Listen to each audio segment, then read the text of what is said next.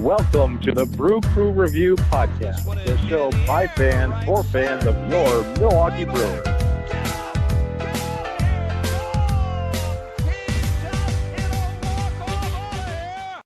All right, Brewer fans, welcome to the Brew Crew Review Podcast.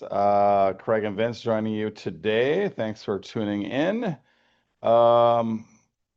we're a little past due on the podcast. Apologies for that, but some good things have happened, I think, over the last few weeks here in the Milwaukee Brewers. So, yeah, I guess we'll start by saying the Brewers currently have far and away the best record in baseball, and I'll start getting, before we get into more details of that, I'll get Vince's reaction to where we are at here in the season, the 2025 season. Vince. Yeah, I mean, our record is really good. We have the best record, obviously, in Major League Baseball. There's not much to complain about. I know some fans were upset about our lack of movement at the trade deadline, apparently, but in Matt Arnold, we trust, and I think that this front office has earned our trust and our ability to give them the benefit of the doubt at this point. And clearly, the results on the field are indicative of organizational depth and the ability to, I think, pick up guys that are undervalued by other teams. And it's been a pretty incredible ride just looking at the standings. Yeah, absolutely. I'll start by saying I did attend the game yesterday. I don't know when people are listening to this, but it was our ninth win in a row. And this wasn't in our current winning streak, because we've had several long winning streaks this season. But the Brewers were down 5-0. I attended the game with my nephew and my son, and they were down 5-0. Somewhere in the middle of the game, Brandon Lockridge hit a foul ball that my nephew actually caught, which was pretty cool. Then we, even in spite of the extreme heat, flooding in the area, large crowd, we decided to stay all the way till the very bitter end of the game. The Brewers came all the way back, chipped away like a boxer that got hit down to the mat, and just got back up and fought their way. And they won in the bottom of the ninth inning with a walk-off home run by leading NL Rookie of the Year candidate, I think, Isaac Collins. And it was, I gotta say, it was possibly one of the best games I've ever attended. So. Wow. That was kind of awesome. the cherry on the top to the ridiculous run the Brewers have had since the end of May, since basically Memorial Day, which a lot of people bookmark as the beginning of summer for themselves. So if that's the case, if you're a Brewer fan, you're having one of the best summers of all time. There's no doubt about that. The Brewers have just been absolutely ridiculous. I'll start by saying a little bit more microscopically, in their last road trip coming off the trade deadline, which they did not do much, and we'll get to that. You did say there's not much to complain about, but alas, I've found some stuff. But I have an innate ability to do that. But getting back to our last road trip, coming out there against the Nationals and the Braves, 6-game road trip. Now, I like to think that the greatest road trip of all time, in my mind at least, was back in 2006 with yourself, myself, and my brother Brandon, which included stops in Phoenix, Arizona, Brewer Spring Training, Puerto Penasco, Mexico, Las Vegas, and snowstorms, sunshine, all that stuff, women shaking things and all that stuff. But that was a great road trip. However, the Brewers... Ajo, Arizona, Craig. Ajo, Arizona, where we saw Junebug's business. Oh, that's right. Uncle Junebug's, yeah, that's right. He's got a business down there for, I think it was actually a masseuse parlor, if I'm not mistaken. Yeah. I think but, you're right. Yeah, absolutely. So, no, the Brewers actually definitely just came off the greatest road trip in Major League Baseball history. They're the first team to ever sweep an entire road trip of any length, which they won every game on that 6-game road trip, score 50 or more runs, win every game, and not even commit an error. So, I'm dubbing that the greatest baseball road trip of all time. That's how the Brewers started off August, after being a little bit quiet at the deadline. And they've now won then came home and swept the Mets, which to me was a little bit of a revenge factor for last year's being bounced from the wild card round by them. So that was even more sweet. And I don't know, there's just no doubt about it. The Milwaukee Brewers are the talk of baseball for probably for the most times always since like the early 80s. Yeah, it's pretty incredible. It's interesting with the Mets because let's not talk about last year's postseason, but the Brewers actually handled them incredibly well during the regular season last year too. In fact, we swept the Mets in New York last year to open up the season in 2024, and then I think we only lost the last game to the Mets. We'll have Scotty's interns double check, but with the Brewers went something like 6-1 against the Mets last year during the regular season as well, which is pretty awesome. No, and again, Scott's interns have been working extra overtime this week because the Brewers are setting a whole bunch of records and ridiculous marks. So we appreciate Sapphire and Diamond for their efforts today. But unbelievable. So besides those stats, I already Is threw out Scotty or there. Chad on the show, by the way? Is Scott or Chad here? I think they'd be on. Uh, Not in today. But yeah, the the Brewers, and we're hoping for them. They've got the number, so hopefully they can call in any time and chime into the recording here. That'd be awesome.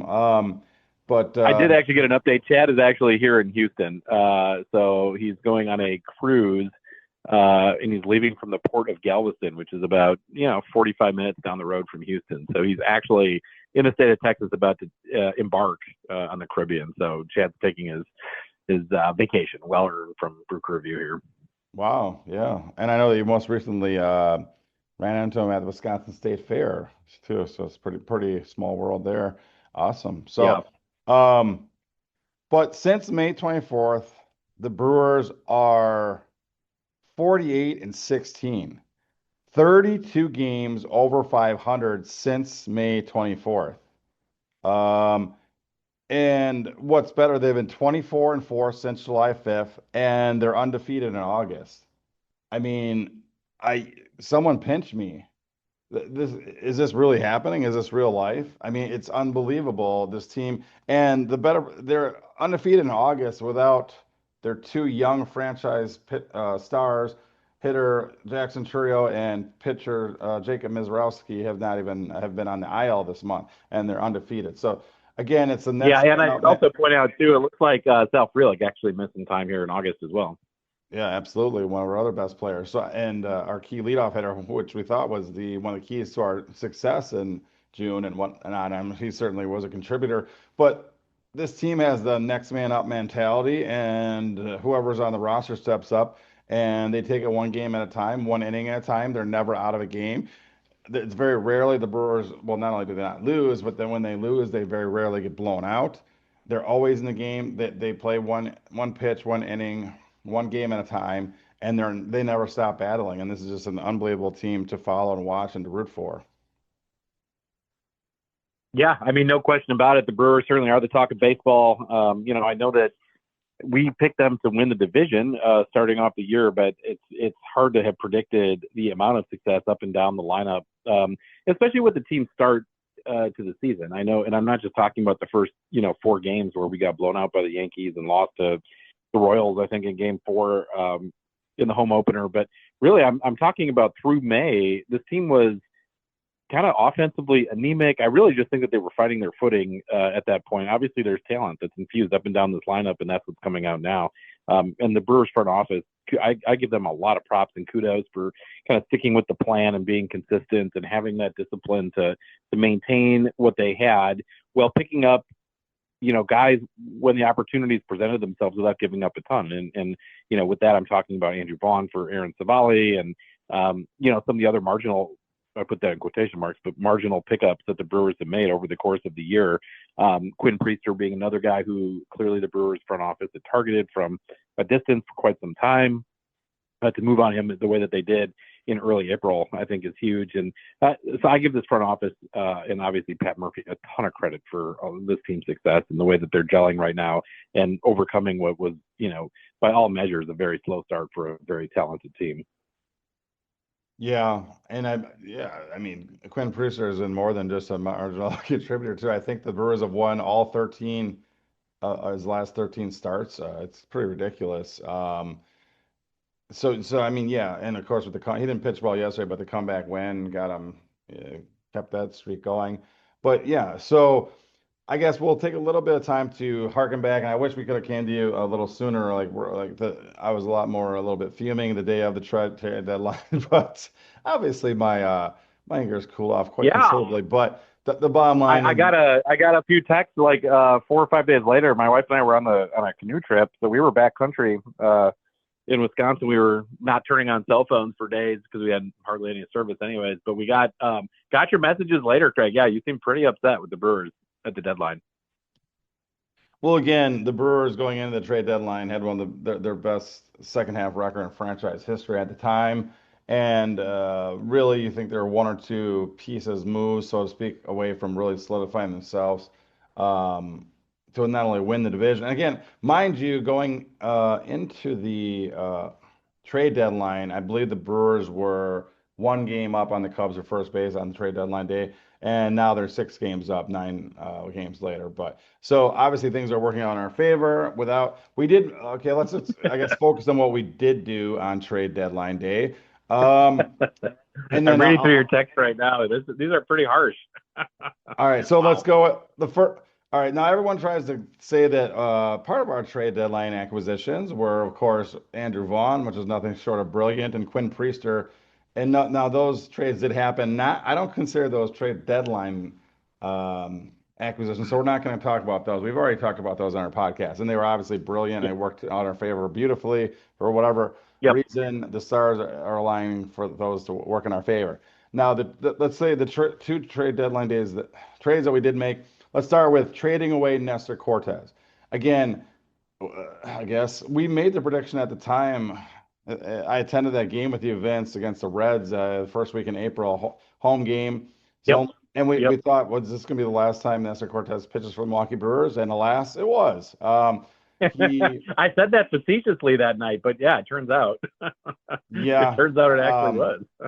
So he had the infamous torpedo back game where he allowed home runs. Was the first 3 pitches of the game, was it, or first something like that? Yeah. Again, the Yankees Yeah. open that up, and then yeah, basically had that win at home against the Reds, which he pitched very well actually. But then went on the IL and has been there ever since. He Yep. was right before the trade deadline now on the comeback trail, doing some rehab appearances and ready to contribute to the major league team. The Brewers have such success in the rotation that they didn't even have a spot for him. So instead of keeping him as depth, now he is a free agent at the end of the season, of course.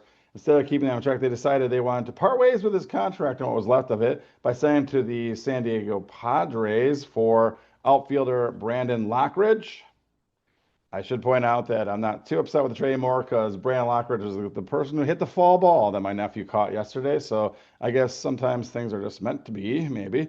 But Brandon But Lockridge, I guess, and also I should point out that we also sent along with Cortez, 18-year-old shortstop prospect, along with him too. So, what is your take on that trade at the time, or even now in hindsight, Vince?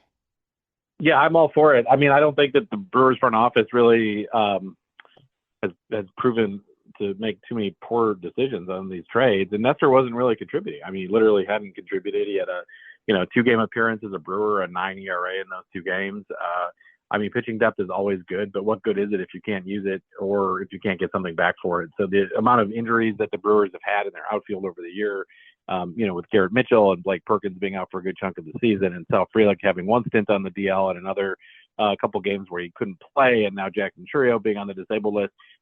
Yeah, I would have preferred that we infuse some power to this lineup, but the Brewers have one of the highest slugging percentages in baseball in the last since May 25th, I believe. And so I think that the Brewers targeted a guy that they probably have had their eye on for quite some time with Brandon Lockridge, and we gave up something for him that we really didn't need. So I think that that's to me, you're adding something to the organization that you're going to have cost control over Brandon for quite some time. You got to, you weren't going to use Nestor this year, and he was a free agent after the season anyway. So to me, it makes a lot of sense to add a guy that you like to your system, and maybe he ends up being, depth in the outfield going forward. But there were, a lot of people that would have doubted the Brewers having somebody like Isaac Collins around, for instance. And I think that Brandon Lockridge, not saying he's going to do what Isaac Collins has done this year, but I do think that, you get these types of guys that the Brewers have targeted and add them to the system, and somehow the secret sauce comes together, and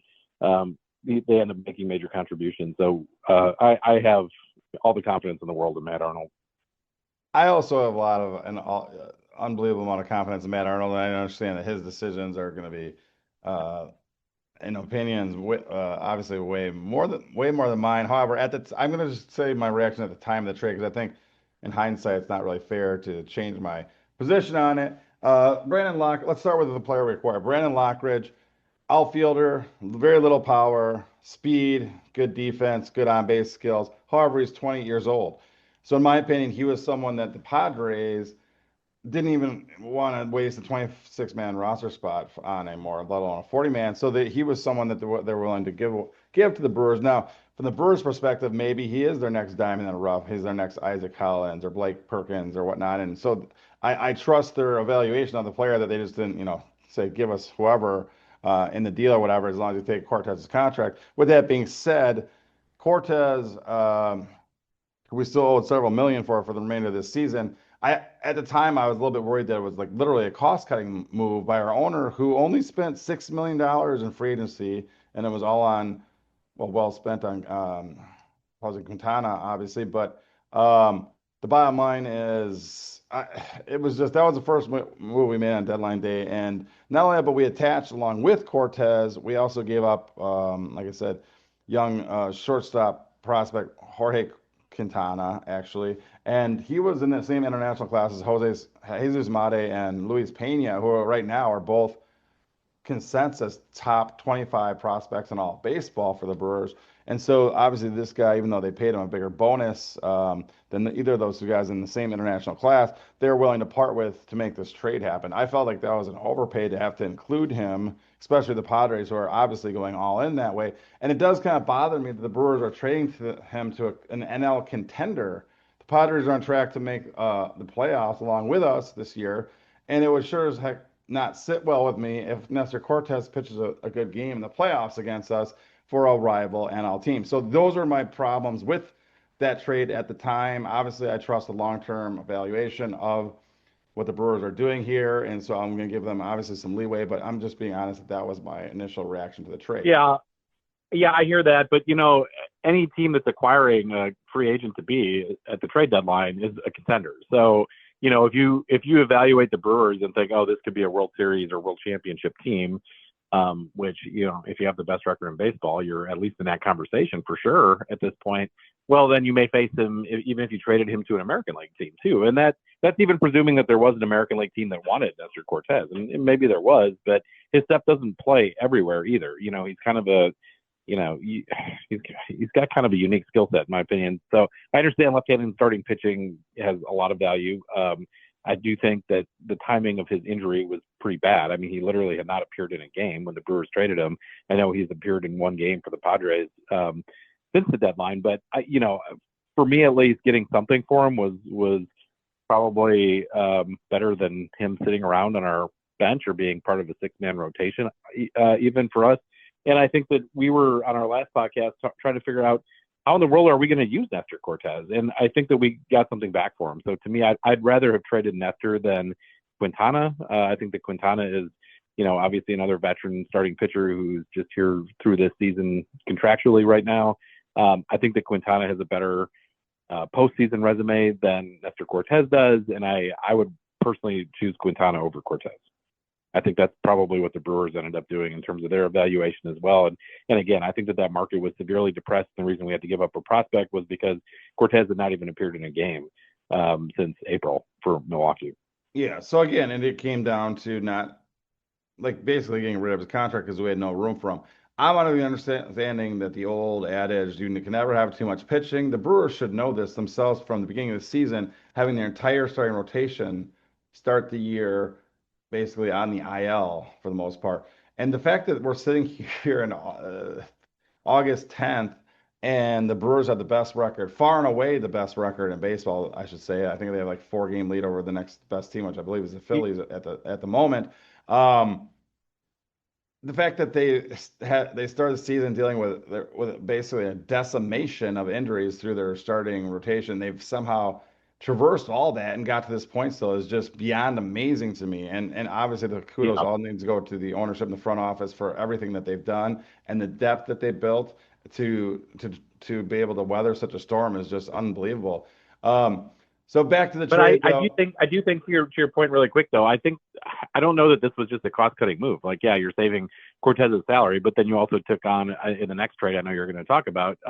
You took on some salary with Jordan Montgomery, who's never going to throw a pitch for the Brewers, and so I think that the financials end up pretty much breaking even at the end of the day. So I don't think this was necessarily a cost cutting move. I think the Brewers really identified Lockridge and like him a lot for whatever reason, and so if you have faith in the way that the Brewers identify talent and who they look to add to the organization and the type of player, I understand that we all were talking about power bats and, that's something that I think a lot of people would have wanted or identified from the outside. Again, the Brewers have a way of identifying guys that are, obviously looking at factors that go beyond what the average fan has access to. And I think Braden Lockridge was the reason that this trade was made. I think that they targeted him very, very specifically. Okay. And I guess you'll never know without knowing behind the scenes whether or not it seems like more of a move that the Padres would have targeted Cortez and then added Lockridge, but obviously I can see that Yeah, but you're going to have guys in each organization that you've looked at and identified as through your scouting and through your analytics departments. And, I think that, yeah, the Padres probably have 3 or 4 players that the Brewers have looked at over the years. And yeah, just like the Rockies had Isaac Collins and others, that each organization you're going to have guys, or the Red Sox had Quinn Priester. I think that that's what the Brewers analytics department does, every day. And I think that they've got that list pretty well honed and developed. And my guess is that Lockridge was probably in the top couple guys on the Padres list. And we'll have to ask our anonymous source, Tom Carter, to kind of fill us in on how those trade conversations went. And I know that we'll have to do that maybe for our next episode, but that's my best guess as to what happened in the war room that day on the trade deadline. Yeah, no, and you're right. And thanks for the information again, TC. And I know that he also listens, so we will promise not to say your first and or last name. But yeah, TC with that information. Obviously, you're right, and that does bridge us to our other trade that actually was not announced till at least I think a half hour after the deadline had already passed. So a lot of Brewer fans were surprised that the trade even had happened. It got reported late, but the Brewers did acquire Shelby Miller and Jordan Montgomery for, I guess, is it basically cash at this point? I don't think that we really Yeah, said it was that. just cash considerations is what the interns told me. Yeah. So obviously Jordan Montgomery is out for the year with season-ending arm injury. He pitched fairly, like, well, actually not fairly, very, very poorly for the Diamondbacks when he was with them this season. Um, and so he was not coming back. So really, it was kind of almost like buying Shelby Miller along with whatever was left on his contract for this year, obviously, Yeah. and adding a guy with some closer experience. He also was part of course, that infamous Dave Stewart trade where he traded him or he traded number 1 overall pick Dansby Swanson from the Diamondbacks or the Braves, the Diamondbacks at that time for him, Shelby Miller. But anyway, the yeah, so basically Shelby Miller now has a late inning reliever. He's in his upper 30s. He's got a lot of experience. He's a nice cagey veteran with some pretty good arsenal on his pitches, a right-hander, obviously, and he's already up with the big club. He had a little bit. He was injured at the time of the trade deadline, but he's gone through his rehab, all his rehab start or appearances in the minor leagues, and the Brewers called him up just this past Friday, and he's already made his major league debut as a Brewer, which means he's already on Vince Travato's radar for autograph Yeah. card, Yep. right? Got the custom card already ordered. 1,041st Brewer in team history. So yes, he is on the list now. He's also, I believe the third. We can look this up, but I believe he's the third. No, the fourth Brewer with the last name Miller. Roger Miller, Damian Miller. Oh wait, Owen Miller. Owen Miller too, yeah. Owen Miller and Brad Miller. So he's actually the fifth. Oh wow, Shelby okay, Miller. wow. Yep. Well, it's a different spelling. Maybe there is hope for my son Jonathan or my nephew Alexander at some time in the future. But You never yeah, know. no, or at least if they could work in the front office, that'd be great. But no, obviously these. So this trade, I obviously was happy with. And like you said, it makes the point. Okay, well that kind of shows that the last trade was not just a cost-cutting move to get rid of Cortez and his contract. Um, taking on Montgomery's money left to him and to bring in Shelby Miller, which is again, some of these guys have been used a lot and they've been great. Don't get me wrong. Jared Koenig, I think, might lead the majors. I'll have the interns check this quick, but in appearances at this point, and Nick Mears, it seems like he pitches almost every day, and so even Grant Anderson has pitched quite a bit. So again, just to get a fresher arm in the bullpen to help out down the stretch here, I think, and again, someone with even closing experience. So I mean, I think, it's a nice depth piece add. And going in the deadline, I kind of thought we needed to add a bat and we needed to add a bullpen arm, and on my radar was not Brandon Lockridge and Shelby Miller. However, they were on the Brewers' radar, so I guess that's good enough for me because apparently they know what they're doing. So, Well, I know that Eugenio Suarez was one of the guys that people, continually bandied about, but I know that there's still enough season left to make up for this. But he's currently hitting 105 BA, 146 OBP, with a grand total of 1 home run and a negative WAR right now with Seattle. So just throwing that out there. and it was His batting average is he was a former significantly lower Mariner, than. so he went back to the team he was familiar with, which I'm sure he was happy with. And the Mariners are kind of like the American League version of the Brewers at this point, where they're really overachieving and they've done really well since the deadline. They brought in Josh Naylor and Suarez, of course, and some other players. But I mean, for the most part, for two franchise, actually, if you look at it, it looks like it's pretty certain making the playoffs. Three franchise who have never won a World Series: the Milwaukee Brewers, the San Diego Mariners. Padres, and of course the aforementioned Seattle Mariners. Is that the only three Yeah. teams that are left? That have not won a World Series. The Rays have not won a World Series. Oh, the Rays. The The Rays. Rockies Okay. Rockies have not won a World Series. Rockies and Rays. Okay, so there's still five teams out of the 30 in MLB. Yep. All right, well, let's try to change that this year. And when I say that, I'm talking specifically about only the Milwaukee Brewers, could care less about these other teams. But with the most Yeah, I was part, going I, to say, I what? think a Mariners Brewers World Series matchup would be pretty fun. And not only that, but at this point, the NL seems to have much stronger contending teams than the AL. I mean, if you look at the AL, and no offense to your spouses, Houston Astros were also in first place once again, and they've reacquired Carlos Correa from the Yeah. Twins, who have decided just to sell out altogether. Yeah. And Big series down. He's actually making his home re-debut tonight against Boston oh, here in nice, Houston. very Yep. cool. Well, all right, get the trash cans ready. Um, just kidding, no trash Oh, talk, my no wife trash. is not going to talk to me for at least several months because of that comment. Dang it! Oh She, well, all I can do. But anyway, so over the teams, obviously leading divisions now. The Tigers, the leaders in the Central, still have really had a terrible kind of second half here. Toronto Blue Jays have been holding water in the AL East still with the Yankees kind of tailing off or whatnot. So I just don't think those teams are super strong. And when you look at the teams in the NL, I feel like the Brewers, Dodgers, and the Phillies are kind of the strongest teams in all of baseball right yeah. now. And so anyway, but no, it's just Yeah, an 73 unbelievable. wins. I mean, for the Brewers, it's pretty incredible. Obviously, we caught the Dodgers at a time when they were banged up a little bit, and they're a very, very good team, not to be taken lightly. But the fact that the Brewers have 5 more wins than the Dodgers right now at this point in the season is pretty exciting. No, absolutely. I mean, especially if you look at the payrolls, and you saw all the other teams and fans throughout baseball getting so frustrated. The Dodgers just doing whatever they wanted, signing whoever they wanted, and just throwing them on a great roster or whatnot. But in reality, it just goes to show if you spend your money wisely, like the Milwaukee Brewers, and you're a well-run organization that are targeting diamonds in the rough, so to speak.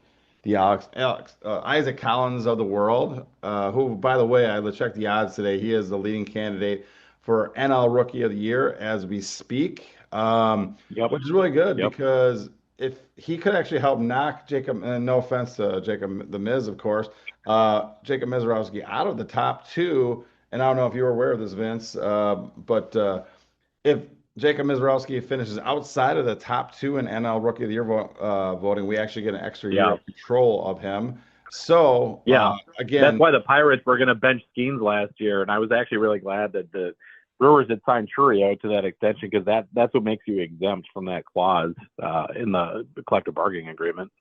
yep, absolutely. So, and again, if Mizorowski helps us pitch all the way to World Series this year with a great second half, and you finish in the top two, then more power to him. It's great, awesome. But in the meantime, Isaac Collins stepping up, I think will kind of split the Brewer votes for that award or whatnot, and possibly push them out of the top two. We'll see how the second half plays out, as there's still over 6 weeks to go here in the regular season. The Brewers, though, with as we speak, a six-game lead over the Chicago Cubs, and again, I keep reading online, oh, big five-game series happening at Wrigley the next week. You know what? That's not that big a deal. There's no way the Brewers are losing all five of those games. In fact, they're not even going to lose that series, and the Cubs will be solidly in our rearview mirror on that point. So Wow.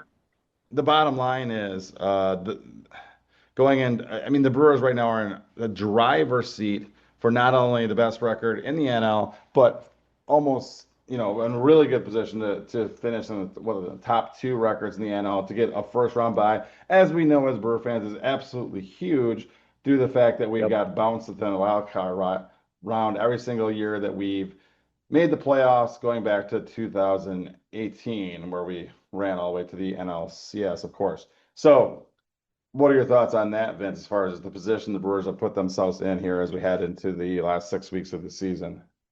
Yeah, I know, in previous years, and it's great we're continuing to have this conversation because it means that the Brewers are in postseason consideration all these seasons. But in previous years, I think that we've kind of been divided on whether it's a good thing or not to get past the first round. And I previously had said, let's just play the first round because I'd like to keep the sync going, where the team is playing. I think back to the Rockies, who were very hot in 2007 and then had a first round or then had a break between like their last game and then when the World Series started, then looked completely flat. And I know there's some, some logic to that, but after experiencing our first round bounces the last few years, I'm with you. I'm all for the Brewers having that first round bye and not having to just stay hot. I think that we can ramp it back up, and I would much rather have the team, just advance as was and not get bounced in these little, wild card playoff rounds or whatever else we've been in the last couple of years. So I'm excited to see the Brewers hopefully maintain this dominance over the rest of the league. So I'm really pulling for that this year.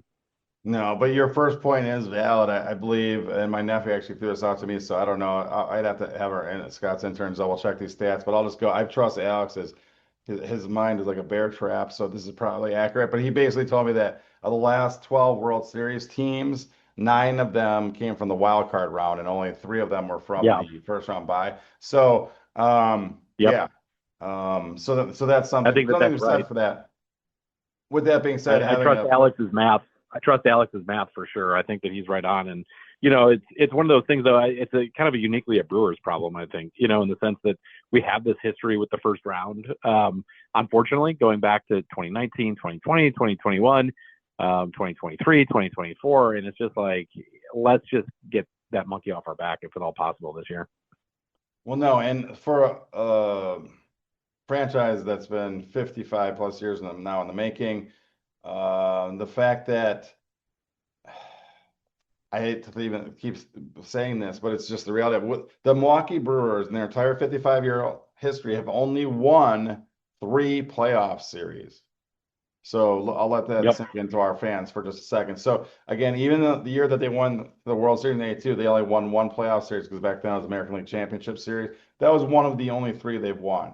So with that being said, we need to put ourselves in a good position. And again, what we're leaving out is with the best record in the NL and possibly in baseball, you're giving yourself home field advantage for those later rounds too, including all the way through the World Series now with the current rules in place, which I think also can be spectacularly huge when it really, if your success continues on to all the way that far down the line, I think it could be absolutely huge. So, Yeah, no, I'm with you, and yeah, our playoffs utility is pretty well known, unfortunately. So it is what it is. But hopefully this year we can get past at least the first round by having the best record in the league. That'd be awesome.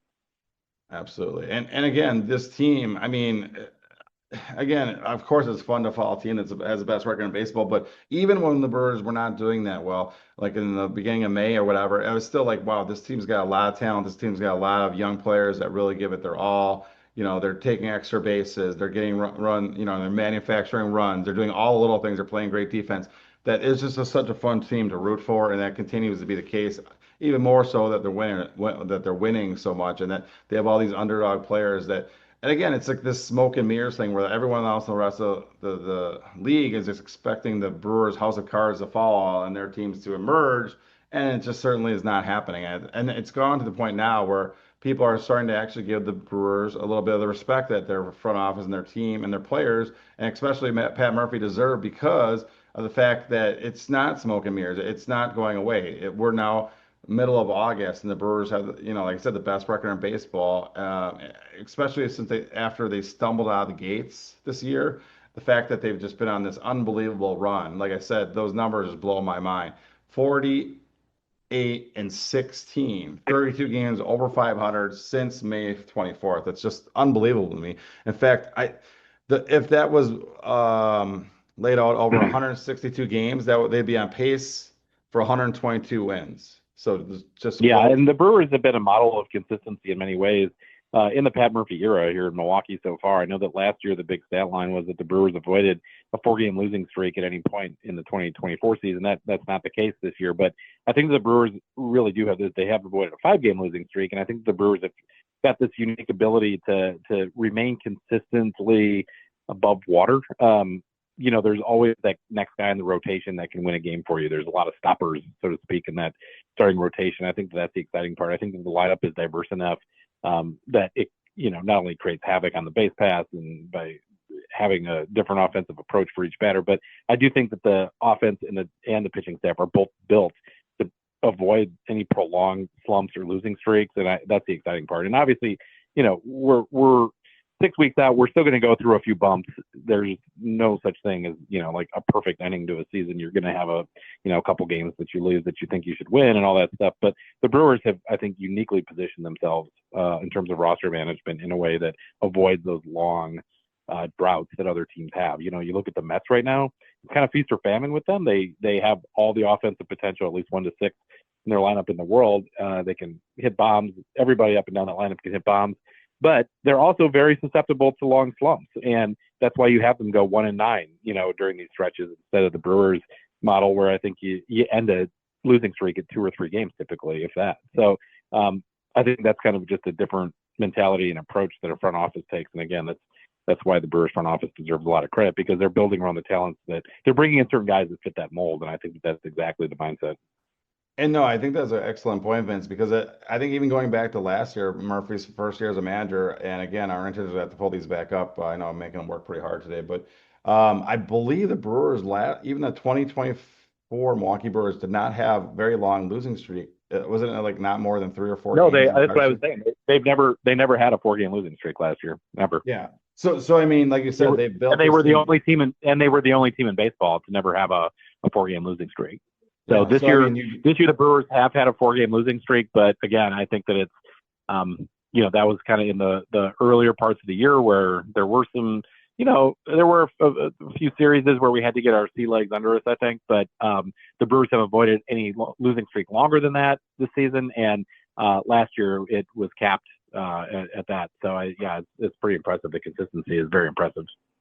Yeah, I think two things contribute to this slump-proof team. And again, you also kind of notice that the Brewers don't get blown out. When they do lose games, they're very rarely on a blowout either. So it's like you really feel like they're in every single game, which as a fan watching a game, there's nothing more you can ask for than that. There's not, you don't like watching games when your team's down like 10-3 in the sixth inning. Or are you tuning it out? And literally, the Brewers, I feel like, are in, if not winning, they're in every single game, which is just incredible. But the two Yeah, things that and that run differential proves that too, Craig.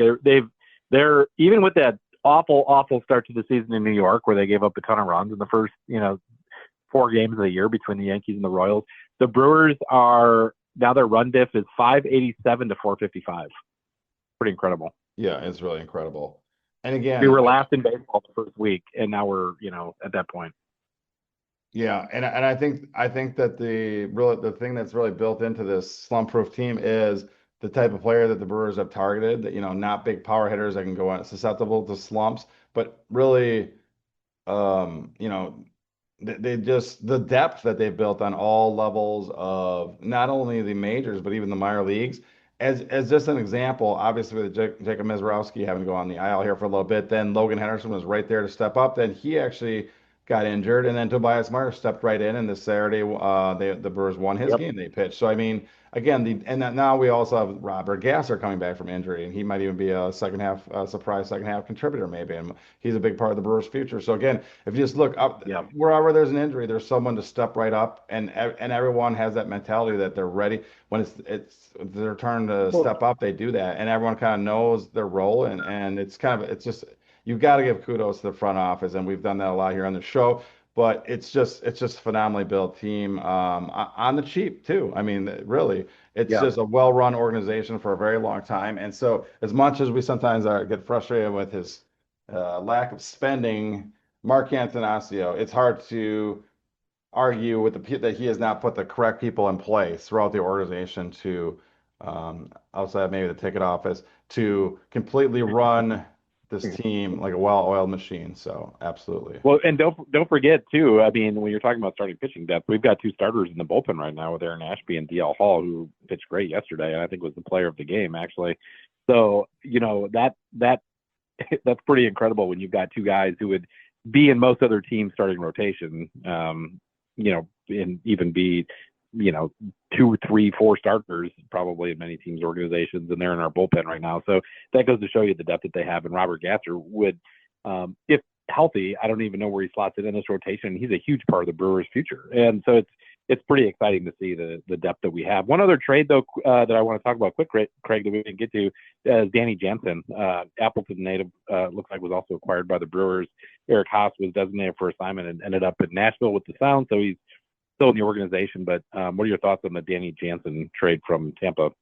That's right. We that happened since our last podcast. Hamilton it was a little bit before the deadline, but yeah, Danny Jansen, obviously a Wisconsin native, fun to bring him back. I've always liked him as a catcher. I thought he calls a good game. He's underrated. He's got some nice little pop. I like his bat. Again, I think he could be a starting catcher on most teams, and the fact that we have him as backup and depth, and I feel like the Brewers made this move, and no offense to Eric Haas, but I feel that they thought the same thing that he was a starting caliber catcher. That if William Contreras, who obviously it's well known that he's battling the injury with that throughout the season and just playing through it, that just in case, worst case scenario, it'd be nice to have some depth there, some better depth, and I think Danny Jansen provides that. And big fan of the trade, absolutely. Yeah, I am too. I've always actually liked Jansen quite a bit, so I'm excited to see that we've got a catcher who I think is very serviceable defensively, but he's also got three, four, five, six, um, double-digit home run seasons over the course of his career. So that's pretty exciting. Yeah, and again, I felt like the team needed more power. I wasn't necessarily thinking we'd provide it as a backup catcher, but I think having a power bat even on the bench is a very, very valuable thing, especially when you head into the postseason. So absolutely Yeah. welcome Danny Jansen with open arms. Absolutely. Speaking of bench players, what are your thoughts on the Siegler Durbin third base situation right now? Where doesn't seem like Durbin is getting many starts anymore at third base, and he's really cooled off. And looking at his stats against right-handed pitching, and it wasn't necessarily ideal. Have you changed your thoughts on Durbin as a starting third baseman at this point? And if so, who should the Brewers be looking at, bringing in maybe even in the offseason, if not this year? Yeah, no, I think the Caleb Durbin will be the Brewers starting third baseman in opening day 2026. Mostly because I think he's the Murphy's type of player, and that he's obviously platooning him at this point, given his numbers, I think is smart. Anthony Siegler, I'm not sure exactly what he has done to earn his half of the platoon or whatever, but I get the righty lefty split thing or whatever, and it's obviously working out at Yeah. this period of time. So no, absolutely. And yeah, we shall see how that goes forward. But again, that's one of the reasons why Wood was looking to target someone like Eugenio Suarez to upgrade this position as we go in to on a strong team, obviously going into the Yeah. postseason. But as you pointed out with Suarez's stats right with Mariners, maybe it was better to avoid that. So you just never know when these guys go in Yeah. slumps or get hot streaks or whatnot. But I trust Pat Murphy to utilize the roster in the correct way. I mean, there's just reigning NL Manager of the Year and the guy that all Yep. the players love to play for, and obviously gets every last ounce best out of the player with a boxer mentality, never give up, and be so obviously just gotta love that guy. So Yeah, the All right. takeaway from this podcast is trust in Matt Arnold and trust in Pat Murphy because the numbers bear that out, and clearly they've done a great job this season, and they may work with less than some other teams in terms of dollars spent and whatever else, but it really is pretty incredible to see what this team has done, and the standings don't lie. Absolutely. So, all right. Well, that wraps up our podcast for today. Obviously, get out to AmFam Field and root on this amazing team as they go through this amazing run. In fact, my nephew, Alex, if he's listening to this, hopefully he's eating a Webb's burger right now because he probably won't listen to this for a couple days. But he was very confident that the Brewers would be able to easily sweep the Pirates at home to get the George Webb burgers, which we missed out on by one game like last month, I guess it only was. Yeah, yeah, But I did tell him yeah. there was a little starter named Paul Skeens scheduled, so I wasn't as confident as he was. But again, he's been wrong more than I mean he's been right more than I have been this season. So Hey, hey, I like his optimism, and that Pirates bullpen is pretty weak. So if the Pirates are trying to limit Skeens' innings, which they have, and on some level, I could see us getting into that bullpen, even if Skeens shuts us down for 5 or 6. And I will also point out that I know it's Freddie that's facing Skeens on Tuesday, but the Miz shut him down last time that the team was in Milwaukee, and Skeens actually lost that game. So I think that the Brewers know how to at least take a battle plan into action against a very good pitcher in Paul Skeens, and if not, hopefully we get to their bullpen. well, yeah, no, that's a fair point. I mean, Paul Skeens does not have very many wins on the year, and there's a reason for that. Not only the Pirates not score a lot for him, but a lot of times he's left with a lead and his bullpens blew it. So, I mean, the bottom line is that, yeah. So Alex's confidence is not without evidence to back up the fact that we're a superior team to the Pirates, and sweeping a series against them at home should be nothing. It shouldn't be no problem. So we'll see how this plays out. But hopefully this is already Wednesday, or no, I guess it'd have to be Thursday afternoon or whenever the Webb's burgers get rolled out. Hopefully he's sitting there eating a couple of Webb's burgers and listening to our podcast. And hopefully all of our fans are Alex, great. worst case scenario, those burgers are like $3 or something. So No, I think you should go out, even if the Brewers only win 10, 11 games, or go on out to George Webb's and buy a burger anyways, because I'm really Yeah, buy a burger. fan of their burgers, and not only that, but the fact that they've been supporters of the Milwaukee Brewers for all these decades. But they're They've awesome. been supporters of Milwaukee baseball going back to the Milwaukee Brewers minor league team in the 1940s, and then the Milwaukee Braves, and then the Brewers since the team's inception in 1970. So yeah, Milwaukee fans, let's not just support them when it's free. Let's go out there and spend the $3 or whatever on a burger once in a while, because that's awesome to have a community business that supports a team like that. Absolutely. So, and again, we got no money to say that to you from anyone, and or any free Yeah, burgers. brought to you by George Webb. Brew Review. We get no influencer money, no sponsor money, no nothing. We just are fueled by our love of the Milwaukee Brewers here, and of course, to give opportunities to Scott's interns in their future endeavors as well. Yeah. So, absolutely. Always. Brook Review, thanks for tuning in. We appreciate all our longtime listeners, and that this great season the Brewers are giving you guys have long deserved. And so let's go on this run for as long as it'll take us, as we'll enjoy the ride together. So. Yeah, sounds great. For those of you who have listened to us since 2004, you know that there's been some pretty starkly bad seasons. So, as we celebrate the history of Miller Park, we also are talking about a lot of teams that were not very good. So very exciting to be able to bring, you at least a little bit of talk and chatter about a very good Milwaukee Brewers team as well. All right, well, stay classy, PCA, and for all you fans that don't care, that's Pete Crow Armstrong, or nor should you, but stay classy, Pete Crow Armstrong, and go Brewers. All right, stay classy, guys. Go Brewers. Thanks, Chad. Thanks, Craig. Thanks, Vikram. Do, do, do, do.